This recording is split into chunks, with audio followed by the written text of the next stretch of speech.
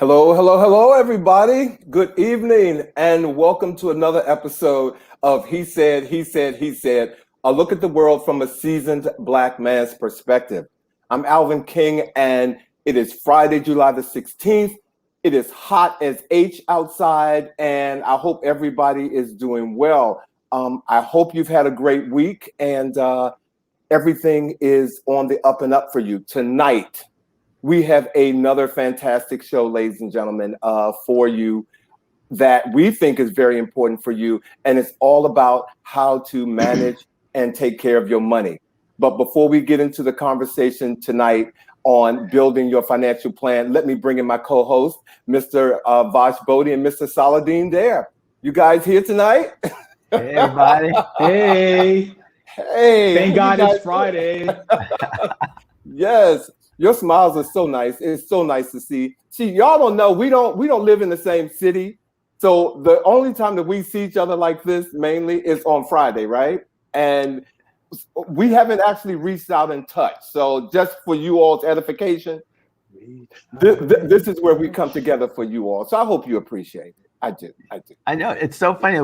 We don't see each other. It's really amazing. But it's nice to see you. It's nice to see you guys. Nice to see you guys. Happy Friday. You guys know that I'm going to use this platform tonight to say this. There's a new variant for the COVID, virus, and it's running rampant. And according to reports, most of the people who are getting the new cases that are spiking up in all these different cities and whatnot are people who did not get the vaccine. Now, I know there's some people who will argue with me about there are people who got the vaccine who still got COVID, but come on now. Come on. Yeah. There's one city where it rose 300%. I mean, 300%. So what was 300%? The cases. The cases.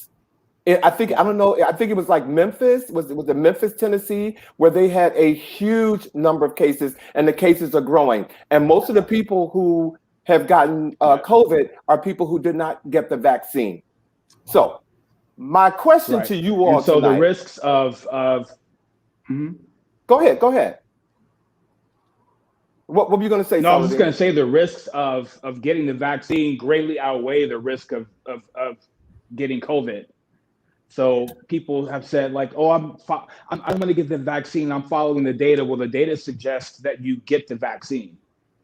Yeah, exactly. And here's what I want to ask you all. And because I know I trust you all.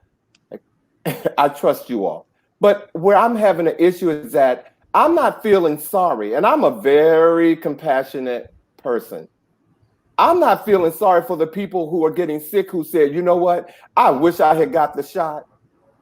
And I mean, these people are getting sick. And so I've actually gone through a period where, I'm not feeling sorry because you're not listening to science. You're not paying attention to science. And if there are more people, the reason why we can walk around without a mask right now is because the numbers declined so much after people got the vaccine. It's been proven that it can definitely lessen the possibility of you getting COVID. So get the shot with an S, okay? Yeah. Because I concur. I don't want to be back where we were last year. Yeah, another lockdown is not going to be happening. No, we got Monica's coming in. No. Hey, Monica. Say hi to some people who've logged in. Monica's here. Michelle's here. Alma's here. Derwin is here. Sean's here. Robert Blue is here. Blue, hey, Blue. Hey, Blue. Rose is here. Hey, everybody. Thank you all for joining. Well, you know what? As I said, thank you guys. I just had to get that off my chest because I think I want to push that people need to get the vaccine. People, get the vaccine, ladies and gentlemen. Get the vaccine. Well, folks are not feeling sorry. Blue said he's not sorry either, so he agrees with you, Alvin. Yeah, I'm sorry. I'm just like, I saw a story where a woman, a grandmother, who said she told all her children and her grandkids not to get the shot, and she's laying in the hospital dying. Mm-hmm. And several of her kids have gotten COVID. And so, and then she's saying, now she's like, I wish I had thought differently. Well, Shoulda, woulda, coulda. Ooh, shoulda, woulda, coulda. I wish I had a. What? What were you gonna say? I wish I had $30 million in my bank account. Speaking of, this is the show for you then. Well, Right. on that note, ladies and gentlemen, I'm going to go ahead and introduce the show tonight. In May, we had our special guest here to talk with us on becoming financially fit and going from living in the now to living in the wow. That stuck with me, ladies and gentlemen.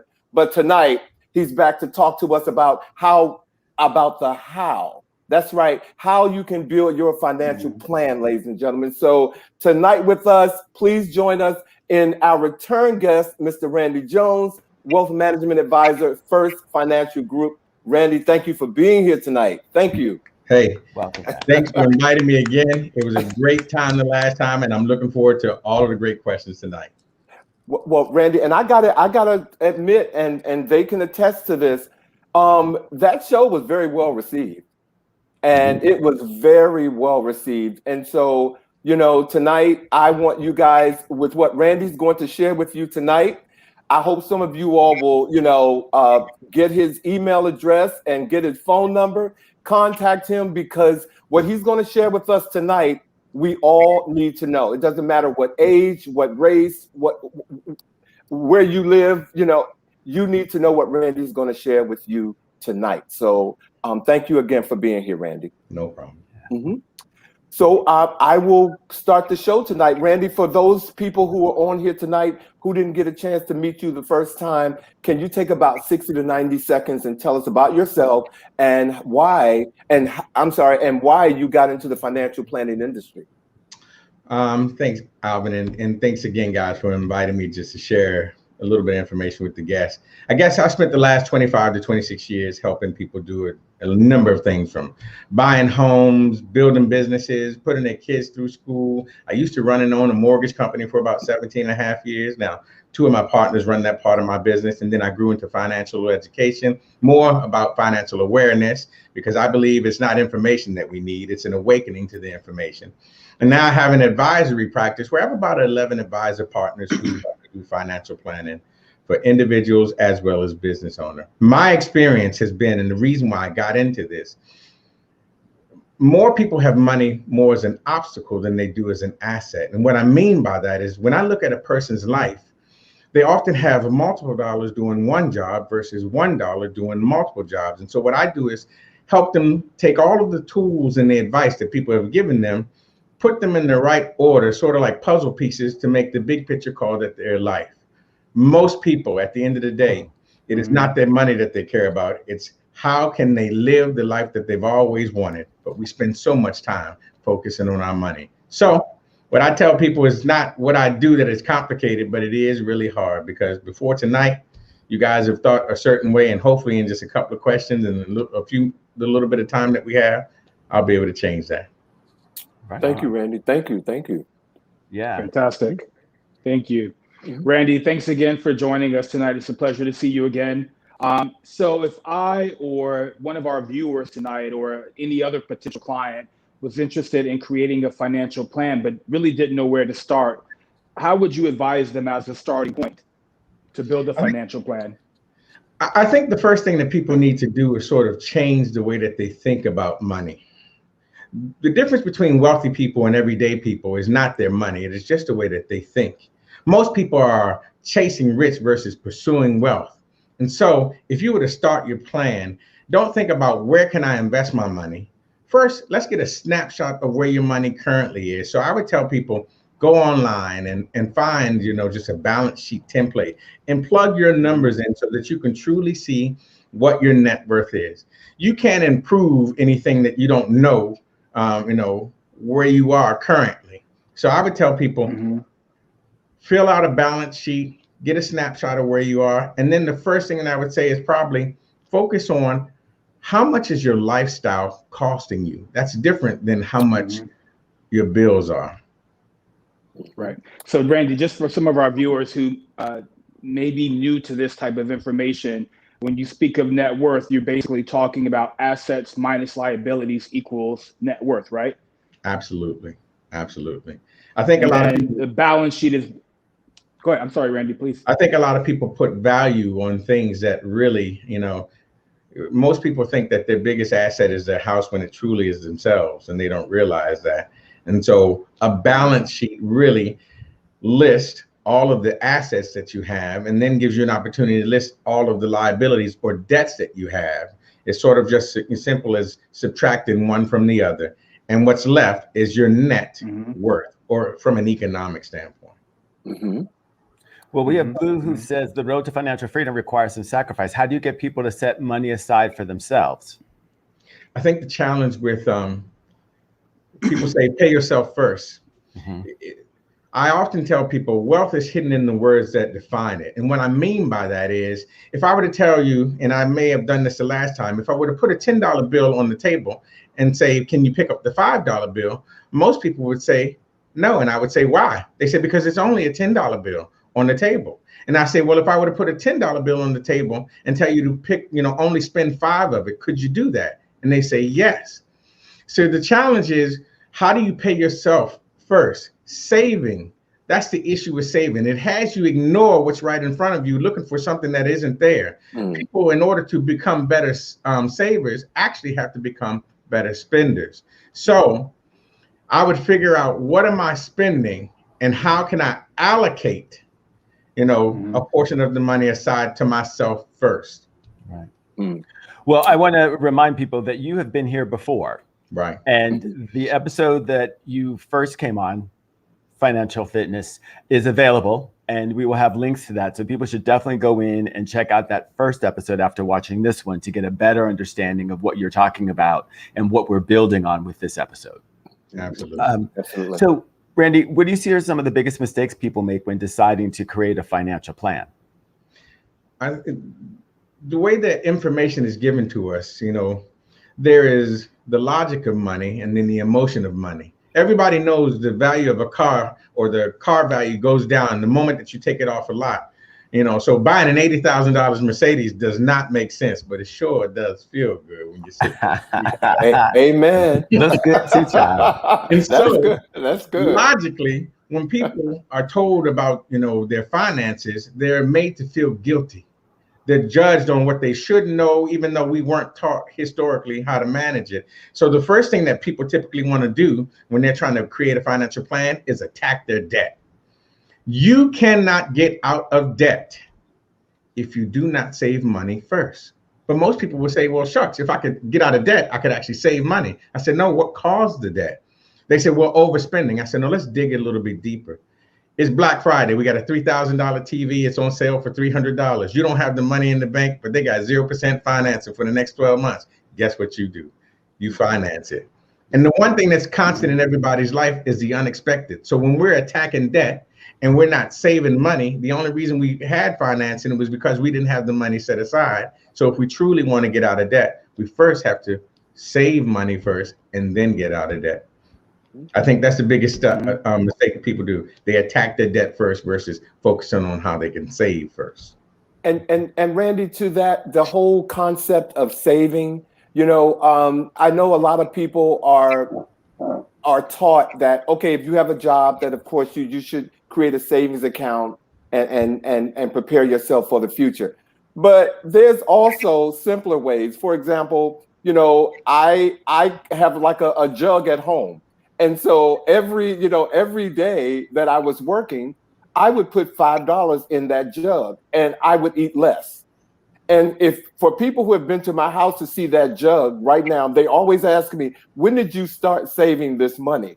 And when I tell them 3 years ago, Randy, believe me, every little bit helps. That point you just made is very important. Saving. You can find a way to save in everything you do. Is what I'm hearing you say. Yeah, I mean, it's perfect what you just said. I often will tell people we are a product of our habits, not our environment. And you set that habit up a long time ago. It's sort of like eating healthy and exercising. Yeah. It just takes a little bit to make a big difference. I think sometimes we want to attack the mountain versus just starting the journey of the mountain. And if we only make success being when we hit our destination, we sort of miss the enjoyment of the path. of making progress. And Randy, what percentage of our income should we save? The goal should be, if you're in your 20s and 30s, 10 to 15%. If you're in your 30s to 40s, 15 to 20%. And if you're in your 50s to 60s, 20 to 25%. I think the challenge when people are trying to figure out how do I, create some type of plan, most people set up a budget. A budget says, how much do I owe? And then what money do I have to cover it? It is a reactive way of managing money. But what most people need to do is set up a spending plan. It says, how much do I have and how should I be allocating it? The good thing about this is that everybody has had a spending plan. When our parents gave us $10 or $20 growing up and your friend said, hey, we want to go to the movies, the mall, as well as roller skating, you say, I can only do 2 out of 3. We worked with what we had versus what we didn't have. The challenge when we got older was that we got direct deposit. And just about when we ran out of our financial air, we got another dose of it. Right. So a spending plan would be the best way to do that. Michelle and Tracy are both asking about investments and sort of stocks and how do they start and if they should open up these accounts. Can you speak briefly to them about those? Yeah. So people often ask me, how can I have my money work for me? How can I invest? So there are 2 ways of investing. So I said to you in the beginning, most people are chasing rich versus pursuing wealth. There is a difference. Chasing rich is sexy. It's Bitcoin, it's cannabis companies, it's Tesla. Pursuing wealth is boring. It's just like dollar cost averaging, just putting money in there on a regular basis, whether the stocks go up and down and things like that. And so when you're investing, most people who are chasing rich invest for cash. They're looking to put $10,000 in the market and 3 months later it's worth $20,000. That is not investing, that's gambling. And so if you're going to invest for income, because retirement is not about how much money you have, it's about how much income that you have, how much income your assets will produce, because that will be your future paycheck. So I would say start with reading something like Morningstar, Motley Fool. Just start reading on what the mistakes that investors do. And here's a good tip, because sometimes people don't know where to go. Look for the FAQs, the frequently asked questions on some of these big investment firms. And you'll hear what most people ask, and they'll give you the answers of how to start off just in the small way. And Randy, I have a question. So does that, I forget the name of it, but does the rule still apply where, let's say you're 60 years old and you subtract 60 from 100. So should 40% of your portfolio be invested in securities and the other percentages be invested in safer things like bonds? Does that rule still apply? And how does that apply to people who are more risk averse and people who are more risky? Right. So when you hear people use the numbers like 60-40, the first number is the percentage of stocks that are in your investment portfolio. And the second number is the percentage of bonds that is in your investment portfolio. And so an easy shortcut that was made up like in the early 80s, they would say, take your age and let your age be the percentage of bonds you have in your portfolio. So if you're 30 years old and you had 100% of your money, 30% of it would be in bonds, 70% would be in stock. The thought process was that you had more time for the stock market to go up and down and gain some type of return. So if you were 60, being your age, then at that point, 60% of your 100% of money should be in bonds and 40% being in stocks. Now, that is not true for everybody, but it is a good starting place. The thought behind it is the closer you are into retirement, the less risk you can take, and you need that money to be there so that you can turn it into your future paycheck. And so that's what those numbers mean. And if you want to use just your age as a benchmark, that's a great way to start. So, well, Randy, I'm going to actually, based on some information that you just said, and Vash, if I may, I'm going to ask a question. Robert Beatty said, does your company specialize in stocks and mutual funds? So we manage, more than, I guess, $16 billion of assets. We don't have any proprietary type products. So whatever's in the market is what we have access to. So yes, stocks, mutual funds, ETFs, anything that's available out there. But here's the thing that I would tell people when it comes to building an investment portfolio. No one knows. It is counterintuitive to the way that we do. So here's an example. Nobody knows when to get in and when to get out. Mm-hmm. But we know we should buy stocks low, right? And we should sell stocks high, right? But just out of human nature, what we do is we hear, a hot company is on the rise and it's getting higher and higher. We say, I should jump in there. That means I bought it high. Oh, shucks, they had some scandal and their stock is dropping. Oh, I need to sell it low. So what we know we should do is not how emotion works. I think people make a mistake. The market does give an average return over a 25 to 30 year period, more than 10%. But that is different than investor return. Investor return involves emotion. The average investor return is roughly 3.2% because we do that. And here's why, real quick. Say that we had a football team that won the Super Bowl. That's our winner, right? And so we should sell high, but who would sell their number one team? See, it's counterintuitive.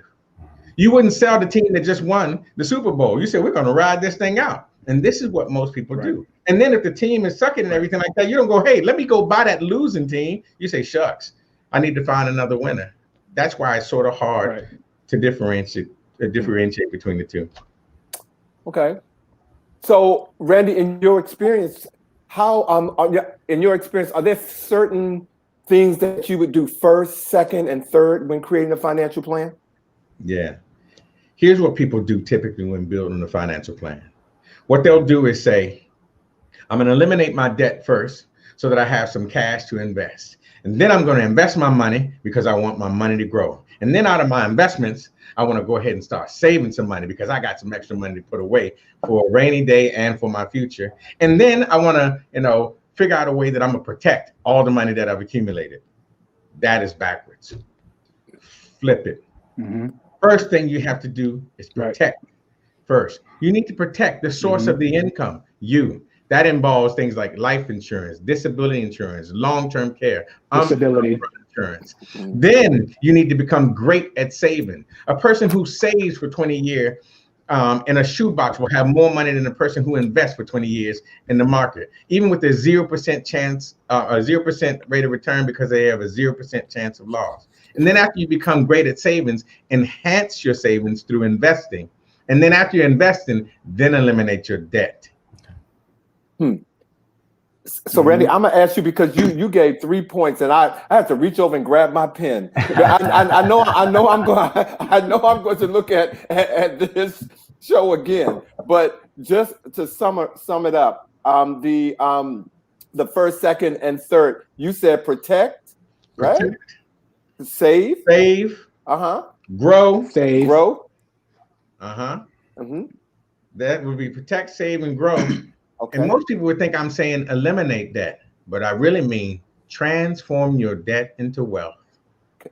We're gonna have to do another class on that one. Okay, because I had to write. So I had to write. My interpretation of what.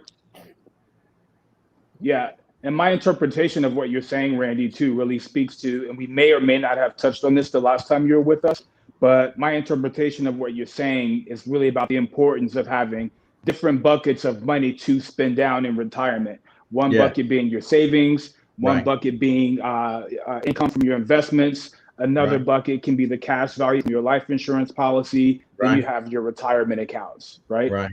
Right.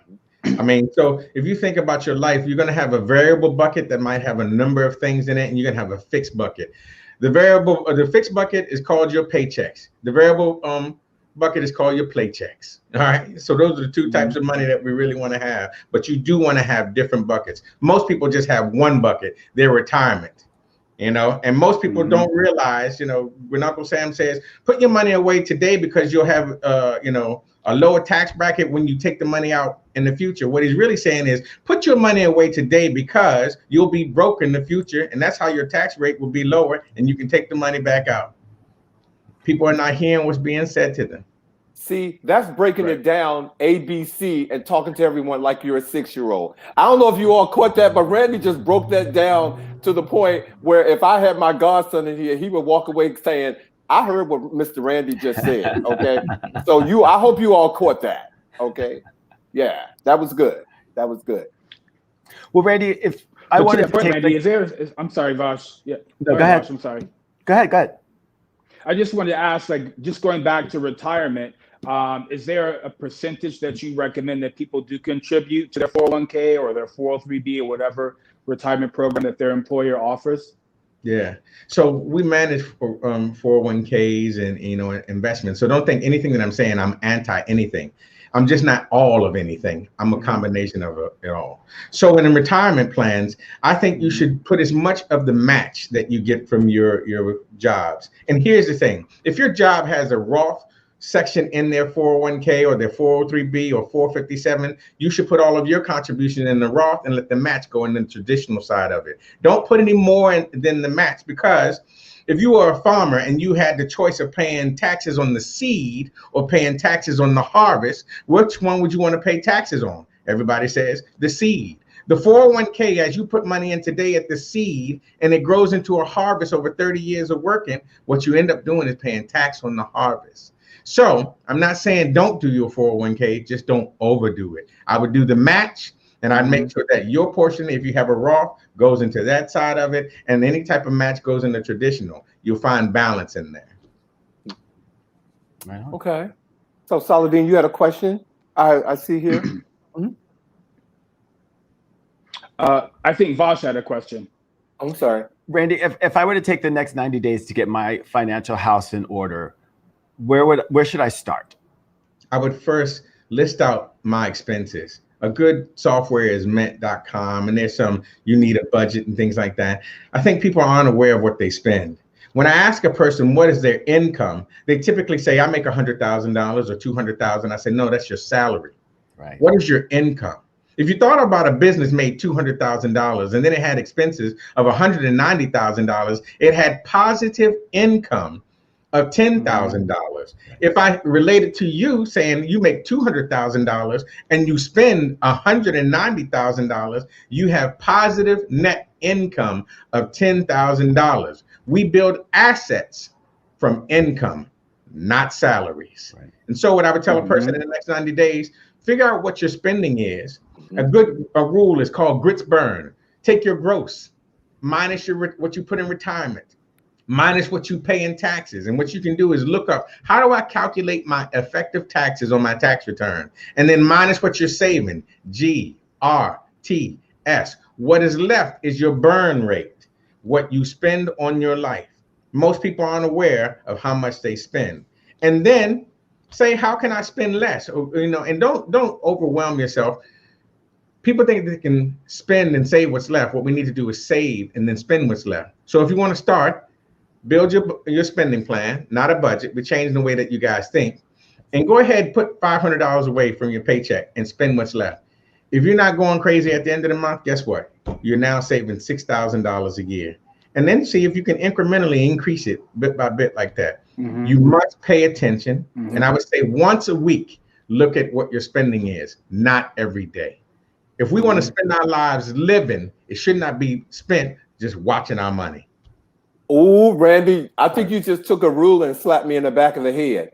And I don't know if it's because I grew up rubbing a couple of nickels together, but I look at my finances every day. I'm not crazy, but I really do, Randy. So, I'm going to take your advice, because that was another serious piece of information for me, that I'm accustomed to doing that. And so I like knowing where my money goes, but I'm gonna back off, Randy. I'm gonna do it like 2 or 3 days a week now. Okay. So, and I see some of our viewers are actually having conversations with each other based on the comments that they have been making. So, Vash, do you want to try to sum up this conversation between Blue and SSJ, or before I go to my next question? Well, they're talking about a lot of stuff about debt to income and how to deal with debt and the transfer of that. I'm going to let them keep doing that. I was very interested in Tracy's comment, which is, I'm retired and have very little debt. What can I do to make my income work for me? Okay. Well, so you're retired and have very little debt, want your income to work for you. So if the income that you're receiving isn't enough to maintain or sustain your lifestyle, then what I would suggest is finding things that generate passive income. And sometimes some people say, well, should I buy real estate? Well, you may not have enough cash flow or money set aside to go out and buy an investment property. Plus, if you just retired, managing investment takes time. So, but there might be somebody younger who might want to buy an investment property. You could take a small portion of your money and say, hey, I will lend you $5,000 to get your business started, because you said you have very little debt and you have some income. Find opportunities, and you could tell that person, I'll give you, a note of 4% or 5%, and that make a little bit of change on you. But here's the thing. There's risk in lending money. There's risk in investing things. So what you need to do is weigh the risk. When you lend money out, or if you put money in the market, it's just as if you lended $5,000 to your cousin, and he bought a brand new Jag and acted like he didn't even owe you the money. So be mindful when you make that. Right. But there are opportunities. And Randy, what would you say is a good amount if someone is interested in opening an investment account?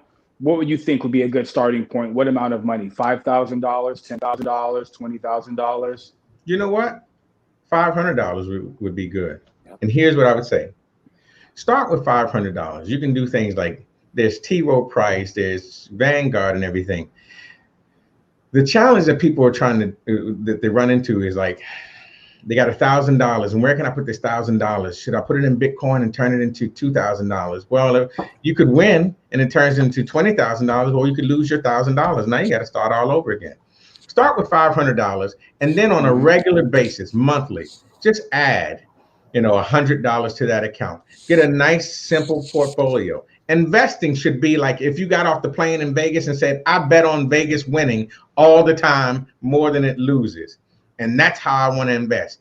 Don't get so caught up in where and what stock and what's hot and what's cold and everything like that. Get a small ETF, a small mutual fund, and consistently just add a little bit. Start with $500 and do $100 every month. It doesn't make a difference if things are high or low. It is the habit you're trying to create. The market always wins. When you try to time the market, you most likely will lose. And something you keep saying, Randy, really just resonate. And it's creating the habit of doing certain things, and it just becomes easier, whether it's saving, adding to your investment account. It's really about creating that habit. Let that grow. I appreciate that. Randy, you had mentioned insurance earlier in discussion. Why do you think more people don't have it? And why do most people think it's a waste of time and money? I say wealth is hidden in the words that define it. So let's talk about it. Life insurance is probably one of the most misunderstood products out there, but it is actually the most owned asset that banks own. It is the number one tier. It's called the tier one asset that most banks own in their portfolio because it has a guaranteed payout. But it is called life insurance. It is named after what it gives, but described after what it takes. You got to die for everybody else, right? Okay, the miseducation of information. Right. So that's why I tell people it's not financial education, it's financial awareness. You need an awakening to the information. Life insurance is a good thing. You have term life, which is temporary protection of long-term cash flow, and whole life or permanent insurance, which is permanent protection of long-term cash flow. I think you don't hear whole life commercials on TV or the radio. You know why? No. Your number one product is what you advertise and what you sell. Term life is the number one product that everybody hears. You know why? Because there's a 98% profit in there. 2% of people cash it in. 98% of the people outlive it. And so people think it's a waste of time. You'll hear, the financial entertainers out there tell you, buy term and invest the difference. But I told you there's a difference between the market returns and investor returns, and so I think life insurance and disability insurance. But you can guarantee all those financial entertainers have whole life insurance. They may not talk about they it, do. but you can guarantee that they have it. And you what a lot can of people don't Google it. understand is that with life insurance, there's a cash value built inside of life insurance. So when we talk about buckets of money, when you retire, you can sort of annuitize the cash value of your life insurance. Is that right, Randy? Right. So here's the thing. So what people do is they compare life insurance to investments. You can't. It's like pineapples to oranges. Life insurance is not a comparative to investment. It is an enhancer of investments because it is a real asset. If you have an investment of $1 million, right? That's all the money you have in retirement. And so you can only spend the interest that's earned on it, not the principal that's in it, because you don't know how long you're going to live. And you said you wanted to leave a legacy. But if we just took $200,000 of it, right? Now that sounds crazy. That means you have $800,000 of your investment income assets left, and $200,000 bought you another $800,000 of insurance that you own. Now I can spend all $800,000 that I worked hard to accumulate, and I can leave the rest for everybody else. $1 million with nothing else is only $40,000. $800,000 with a backup plan is $72,000. Retirement is not about how much money you have; it is about how much income it produces. Right. Okay. Come on, Randy. Okay. I'm sitting Y'all here. see guys trying to tell you something. See, I'm sitting here. I have I've never had a show, honestly, where I'm sitting here. You guys keep seeing me turn to the left and right. I'm writing Randy's notes down. And again, I know I'm gonna look at this show again, but Randy, you are giving so much important information, and I'm telling everybody, get his information. We're not at the end of the show, but I'm just telling you, make sure that you get his information and contact him. Randy, they can contact you for a consultation? Am I over? Anytime, talking? yeah, sure. Okay. Yeah, all you gotta do is go to MrRandyJones.com and just call me. Okay. And believe me, he will call you back. I know that for sure. Okay. So look, you guys, please do that. But no, we can go ahead and continue because Randy, you are giving some very important information. And ladies and gentlemen, we need to really, really take care of our money and ourselves. And so that's what this show is all about. So yeah, we need to do that. So I'm sorry. Go ahead, guys. I think it was Saladin. Sure. So Randy, now you have so many people who call themselves financial advisors or financial planners. What would you recommend for someone who is actively looking for a financial advisor? What would you recommend for them to specifically look for in potential financial advisor? I think we do ourselves a disservice when we tell people, you hear the commercials, find you a CFP, find you a CFA. Look, if titles made people, professionals, then I guess everybody who's got a PhD should be a millionaire, right? So what I would say, just like if you were to find any other, a doctor or anybody else, you never show up at your doctor and say, hey, go get your degrees out of your office and bring here and talk to me about, where you went to school and things like that. You came in there with a cough and he's like, you should take this medicine or that medicine, gargle with some salt water. What I would say is find somebody that can refer you to somebody who's giving them some good advice. Find somebody that you look up to and say, hey, where do you get your advice from? Now, the challenge with it is that today, there are a lot of people who are considered first generational wealth, and everybody looks to them for advice. And so they end up being like the family advisors and everything like that. I do believe you should get a professional. And don't beat yourself up with the analysis paralysis where I'm weighing what this person can do versus this person, everything like that. Look, here's the thing about investing. If everybody out there could invest and can pick all the great stocks and great portfolios and things like that, right? Why would they need your money? Wouldn't it be easier just for them to flip their own money? Why would we deal with clients and things like that? The difference between the thing about wealth, it is not about money. It is about a mindset. Me being a wealth management advisor, I manage the way you think about your money. What you should do with your money is quite easy. It's hard for you to change the way that you think because so many people give you a lot of trash and garbage and noise and making you chase money. Okay. Right. So Robert just asked the question, is there a difference between an advisor and a planner? No. People just, they just, I'm this person versus that person. We got a magic bullet versus a special spear, headache. Look, we're all financial services companies. We all invest our money in all the same market. And so if you want a title, I can make one up. you know. Come But on. no, there's no difference. Financial specialist. Right. Exactly. And the guy who changes your oil, he could be your financial advisor if he wants to call himself that. What I think you should do, financial advice should not be magic. It should make sense. Right. And if all the information has to lie with me, because I tell people, I said, I look for people who want to have an impact on other people. So the information that I'm going to give to you, you must make a commitment to give it to someone else. I can't change the world by myself. And that's what we sit around and cook out saying, we need to help each other. So what you learn, you must learn to teach. I have to go back to what you just said, that again, you don't have to have a professional financial advisor. It can be someone that you know who knows how to do what they do well. That's the reason, and that I'm able to invest and know about IRAs and Roth accounts. I mean, I have somebody who has taught me that. But lately, I have found someone like, for example, Saladin, who, he knows a lot. As you can tell from this show, Randy, some of the questions he's asking, he knows a lot. So I find comfort in talking to people who don't look at me like, okay, you're an idiot, you should know this, blah, blah, blah. But I am very fortunate and can testify that what you just said is true. Find somebody who knows how to invest their money, that is doing it in a way that they can explain it to you and make sense. Because if it doesn't make sense, it's just out the window. It's air, and you're not going to, know what you're doing with your money anyway. The biggest challenge with getting financial advice, most advisors will take time to try to show you how smart they are.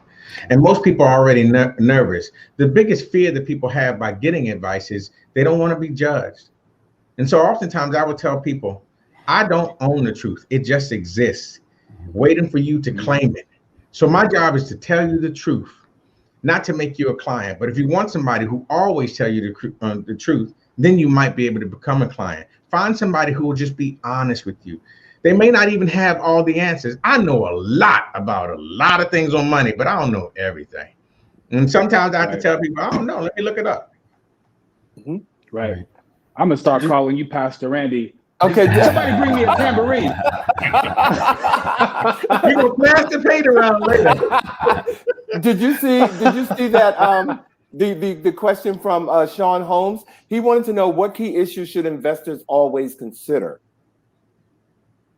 Us being an investor, I'm assuming that he's talking about. We are the investor. Right. I think fees and what advice you're getting for that fee. And so there's active investing, which means there's stock pickers. There's passive investing, which means, hey, I just buy a portfolio and I just contribute to it on a regular basis. And then you have what is called structured investors. They sort of do, they weigh the different type of asset categories, but they have a habit of how they contribute regardless if the market is going up or going down. I think you should be mindful of fees, mindful of the hot stocks and things like that, and what everybody else is saying. Everybody barking up the tree doesn't make it the right tree. And so what you don't want to be doing is just following the crowd, the herd mentality. Do your own research. You hear people say invest in things that you know about. But here's what I would tell you. When I tell people that they have 4 types of assets, their physical assets, which is their health and well-being, their intellectual assets, their memories and experience, their ethical assets, their belief systems, and the material assets, their money. I said, if you could only keep 3 and had to give up 1, which one would you give up? 99.9% of the people say their money. So it is not your money that you're concerned about. It is your life. But you're spending most of your life chasing your money. When they say the time value of money, it is the time value of money, not the dollar value of money. All we are is buying and selling time. But most people are spending 95% of their time chasing their money. And they're doing it. And the whole time that they're running saying, I can't wait till I'm free. You know what, Shaba, see, while you testifying, Saladin, I'm going to be passing the plate. Were you about to start speaking in tongues, Alvin King? Did I hear a Shaba? I was trying to say Saladin, excuse me, okay? Well, Randy, you kind of answered my question, which was like, what are some of the, like, what are 3 takeaways that we should have from this conversation?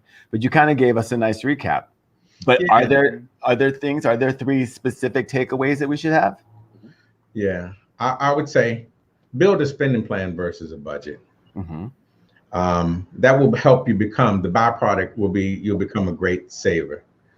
And then take a small portion of your savings and invest it. Don't take the lion's share of what you have and invest it. That's not where wealth comes from. The second thing is understand that wealth is a mindset. People think that the wealth gap is about money. The wealth gap is the mindset. The reason why we can't close the wealth gap is because we're so busy chasing rich versus pursuing wealth. And no matter how much more money we make, and here's the ironic thing, if the wealth is here and rich is here, the more educated we are, the closer we move to rich and further from wealth. That's why people who have so much money all of a sudden become philanthropic, because they're like, well, what else should I be doing? So if you want to close the wealth gap, start thinking differently about it. And the third thing that I would say is don't do what everybody else says. Do. Make your own decisions, but make them in a way that you can sort of live with them. Don't spend the majority of your life chasing money, because on your deathbed, you're not going to tell nobody, let me tell you what I invested in. You only care about who cared about you, who made a difference in your life, and whose life you made a difference is. Yeah. Live your life. And don't wait until retirement to retire. Retire on the way, because we not promised tomorrow. We got to live for today. But if we wake up tomorrow, you better be ready for that too. Good points. Come on, Pastor. Hallelujah. Randy, before we could leave and let you go, and please stick around until after the show, Randy B. But do you have any additional comments or advice that you want to share? And I know in this discussion that it may have come across that we were talking about, we kept saying how you should do this and how you should do on like a single. But I think we need to have another show where we at least talk about how couples can do it, because that's some of the biggest issues and we might have to have a therapist on the show too, because there's a lot of issues with couples and how they save their money and how to move into that, seamlessly, if that's a possibility. And I want to get your take on that, Randy. So I teach, what I do is create legacy banks. And that is a process between trusts and wills and different products and things like that. But there's a whole banking system behind it that I teach to my couples. What I will tell you when it comes to couples dealing with their finance, you have a police officer and you have a sabotager. And what they end up doing is attacking each other. The police officer says, we need to follow this plan and rule. The sabotager said, we got to live for today. What are we working so hard for? And so what I do is give them some distraction. I say, hey, I'm going to give you a system. Now, their roles switch from time to time, depending on what they want. But I give the police officer a job. I say, police the system. And I tell the sabotager, sabotage the distractions. So I take the focus off of them attacking each other, and let's attack a system that we can put in place and start loving and living each other. And so, yeah, we can do that. That is probably the biggest part of my job. I spend months counseling people on how to talk about their money. That's it. Ooh, okay. Ladies and gentlemen, first of all, I'm sorry, did you have anything that you wanted to say, Saladin? Because I'm still collecting coins in church. Okay. No, the nurses are lined up. They're ready to fan people down. Anyone who's fainting or speaking in tongues, y'all come on down here. Everybody. Randy. Once again, thank you so much for sharing this information on building your financial plan. And ladies and gentlemen, if you didn't get it, we have it in the comments section. You can go to www.mrrandyjones.com. It is that simple. Put a Mr. in front of his first and last name, mrrandyjones.com. Go there, ask him these questions. Also, as Vash said, look at go to Facebook and to YouTube and pull up the May show that we did with Randy on becoming financially fit. Look at those two shows because I'm telling you, you will get a lot of information. But tonight, Randy, you put it down as you always do. And we really do appreciate having you on the show tonight. Thank you so much, man. Thank you. Absolutely. Thank No, you very it's a much, pleasure. Randy. Thank you for all the amazing information. I want to say, I just want everybody to believe in themselves because this money thing is not as complicated as they make it. That's all I can say. Right on. Wow. And that's a way to close out the segment. Randy, again, thank you for being here. Ladies and gentlemen, we're going to go to our next segment, which we call the pop-up. So, Randy, I'm still stuck in, you guys can't see it, but I'm actually shaking right now because when I get good information, that's what it does to me. Okay, I got to stay on topic with our show. But ladies and gentlemen, welcome to our segment of the pop-up. Yes, indeed. And again, thank you, Randy. But welcome everybody to the pop-up. Y'all, Black TikTok creators are on strike, and it is really one of the most significant withdrawal of Black participation since the Montgomery bus boycotts. For as long as we can all remember, Black, Indigenous, and people of color have had their cultural contributions stolen by white culture. And today I'm telling you, the children are no longer having it. Will you play that video for me, Norm? TikTok is a popular short form video sharing app for your phone or your tablet. Now, one of the video categories that has driven TikTok's popularity is the dance challenge. Someone creates a video and a dance, they upload it, and then people begin to share that choreography and it spreads. Now, what we have come to realize is that most of these dance creators are Black people, but the viral dance sensations are a select number of young white girls who did not give credit to the original choreographers. Now, by not giving the Black creators credit, these white TikTok users have been able to parlay these dances into personal financial gain through the huge number of likes and followers. This translates into money in the TikTok marketplace. They've even landed live appearances on Jimmy Fallon and at basketball games, presenting choreography as if they created it. Now, once these outlets realized their mistakes, they did try to acknowledge the original dance creators, but it wasn't enough. And without support from TikTok, these Black creators felt they had no choice but to go on strike, and the hashtag Black TikTok Strike was created. So why is the strike so significant? What is the impact? Since the Black TikTok strike has started, dance challenges on all platforms have completely stopped. The only things you see, you can play that video for us, Norman. The only things you see are watered down versions of previous dances where people creating choreography that is so uninspired, it has some users reacting in complete disbelief. Megan says, hands on my knees, shaking on my thought. And the white women said, the instructions are right there. The very survival of the TikTok platform is threatened as users are considering deleting the app. The strike is also affecting the music industry and performer revenue. Without viral dance videos, music song plays and downloads have dropped. The greatest significance of the strike, however, is that it is showing young Black people the significant contributions they make to the world and the power that they have to change it. Wow. And this is a complex issue with a lot of moving parts, but something has to be done. Can you play the video, Norman? In the past, creators have had to reach out to those benefiting from the intellectual property for credit.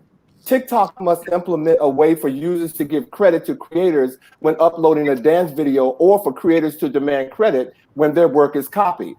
Celebrity choreographer Jaquel Knight has started a company to be able to copyright these dances. Content creators might want to legally protect their work before uploading it.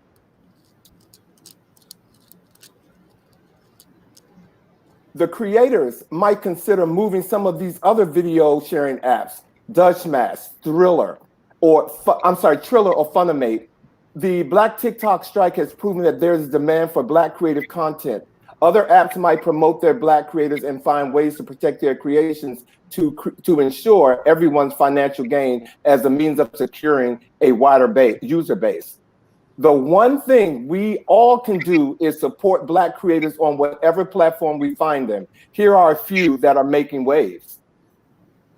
So, ladies and gentlemen, believe me, this strike is real, and we want to hear from you. Tell us what you think about the Black TikTok strike. We can't wait to hear from all of you because this is very, very, very important. Thank you. Yeah.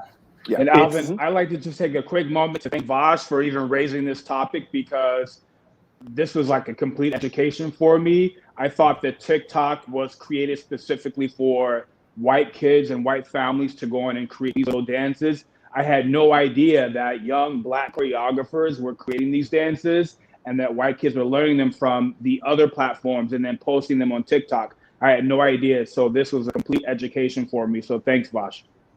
Yes, indeed. I mean, to me, this is one of the most significant social movements that is going on right now because we get to see it play out in real time, that people are doing things, white people are stealing it, and they are even recognizing it. We just went through this whole year last year where we're talking about Black Lives Mattering. People are like, oh, no, they don't. No, they don't. And here we see a whole platform has built financial gain on the backs of these young Black creators. And this market is hot.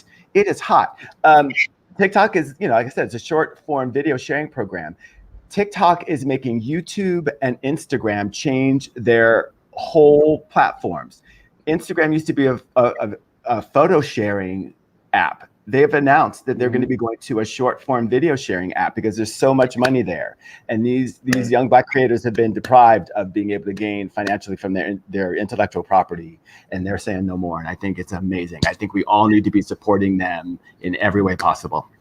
Well, and in the whole theme and subject matter of this show tonight, developing your financial plan, there is a lot of money to be made in these in this platform. And so for all you young kids or young people who don't know the art of managing your money, this show is really for you because some of us get money so quick, and the way this industry is, TikTok in particular, all you have to have is 4 or 5 thousand hits before an advertiser is looking at you, considering throwing money. By the time you get to 1 million, you're getting money, and money that you don't even know how to manage or deal with. So this show is actually for you as well. So Vash, on the coattails of Saladin, thank you for bringing this to our attention, and hopefully viewers, you all will do your homework because the Black TikTok strike is real, and that's why you haven't seen some of the better choreographies out there these days, because the Black folks have said, no, you're not using us. You're not using us for your financial gain. So thank you again, buddy. Thank you so much. What they said? You say what?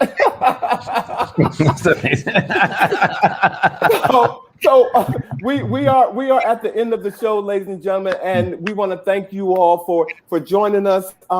I want to also tell you we are ending the month of July in a really big way.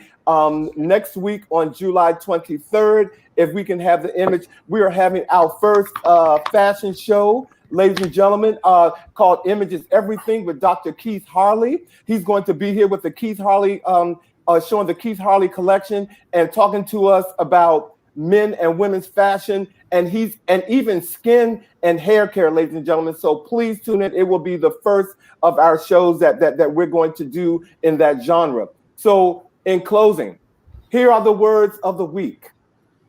It's simple arithmetic. Your income can grow only to the extent that you do. And that was from T. Harv Eker. So, ladies and gentlemen, I want to thank you all for joining us. I want to especially thank Mr. Randy Jones. Is Randy still here? If he's not here, Randy. Oh, there he is. Mr. Randy Jones, ladies and gentlemen, thank you so much for the show tonight. The good Dr. Reverend. The good Dr. Reverend Randy Jones, okay? So, ladies and gentlemen. Next week. to Vash and Saladin, my co-host, As always, you're great. And there's some behind the scenes guy I got to give credit to, Norman from NNPA. Thank you so much, Norman, for making us look so good, sound so good, shine so good, all that. But we're going to end the show. So again, thank you for joining us for another episode of He Said. He said. He said. Okay, I don't know why y'all forgot. You all have a good night, ladies and gentlemen, and we'll talk to you all next week. Bye now.